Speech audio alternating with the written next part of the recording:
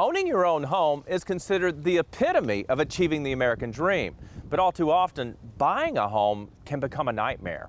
On this show, we tackle real consumer problems, hold people accountable, and make victims whole.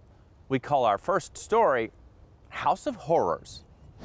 I felt like I was an octopus being ripped to shreds by everyone. Maybe that's because Gayla, Canada has been literally overwhelmed by water ever since she moved into this house. When we purchased the house, the first thing we encountered was a flood within 7 days of moving in here. Backed up septic tank in the kitchen and the bathroom down here. Down here is her basement. And if this was smell-o-vision, you'd know what else she's been dealing with. And I had somebody come out the first day, that same day. He wasn't here 10 minutes. He shone a light on my boots and things in the closet, and there were white spores all over my clothes. Yeah, that's right, mold. But let's take you back to the beginning. At the beginning of last year, Gayla and her aging mother saw this home listed for sale. 5 bedrooms, 3 baths. But what she didn't know was that a year before, this is what the house looked like. Burnt out and exposed to the elements. When the builder bought the house to flip, the name of the game became rebuild fast and frugal. Especially flippers. People who are buying houses and upgrading them and doing them for their own account are notorious, mostly because they're always looking for more money.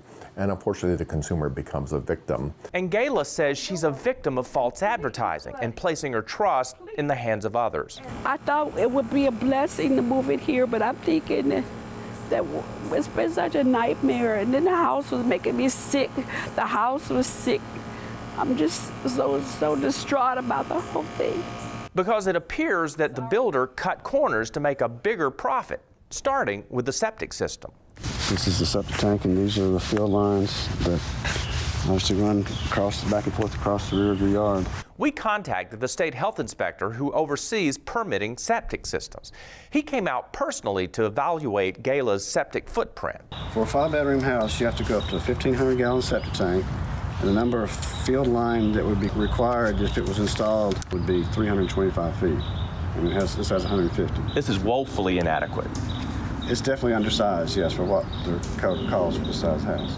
As for the mold, instead of remediating it during the remodel, the builder simply thought painting over it was a better course of action. Is this creating a health concern for Gail and her family? It could, in that it's prospering mold. There's spores all over the place.